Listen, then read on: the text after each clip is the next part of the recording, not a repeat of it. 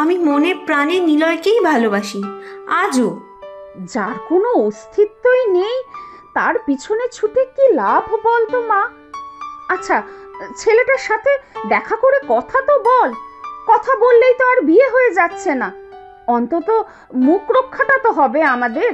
ঠিক আছে, যাব, আমি কথা বলবো।